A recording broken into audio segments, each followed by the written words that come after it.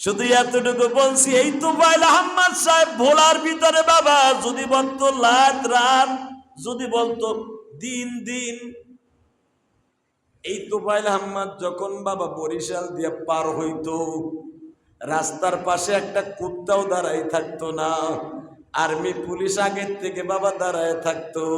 কালকে দেখলাম ভিক্ষুকের মতো দুইটা হাত দিয়ে বয়ে রয়েছে, মনে হয় শরীরে বাবা পুরো বডির মধ্যে 5 কেজি গোশত নাই। এত দাপটালাম একজন মানুষ, বঙ্গবন্ধুর সাথে রাজনীতি করা মানুষ,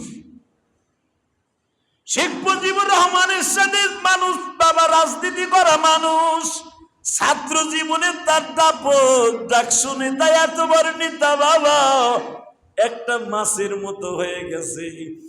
বাবা মনে মনে ভাবলাম, ইলিয়াসুর রহমান জিহাদি রে, তুইও তো একদিন এমন হয়ে যাবি। ও আমার আওয়ামী লীগের ভাইরা, বিএনপির ভাইরা, ক্ষমতা চিরস্থায়ী না, কবরে কেমনে থাকবে একবার চিন্তা করে দেখছো?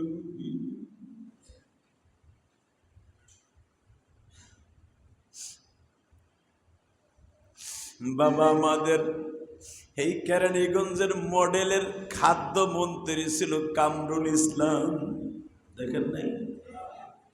এতই দুর্বল হয়ে গেছে, হাজিরা দিতে যায় বাবা নিজের ব্যালেন্স ঠিক রাখতে পারে নাই, শীত হইয়া পড়ে গেছে, শীত হইয়া পড়ে বাবা মাথা ফাইটা গেছে।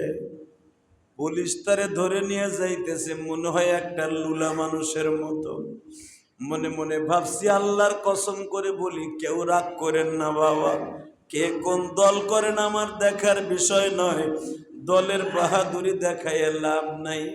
আজকে কামরুল ইসলাম জেলখানায় উঠে, ফারুক সাহেব উঠে বাবা, আরো প্রবীণ সাবেক এমপি মন্ত্রীরা উঠে, জেলখানায় উঠলে এত মায়া লাগে বাবা, যাদেরকে ধরার জন্য এমনকি বিড়ি খাইলে সিগারেট খাইলে তাদের পিকদানি ধরার জন্য 3 জন রেডি থাকতো, সে গাড়িতে ওঠার আগে 4 জন হাত পাইতে থাকতো গো।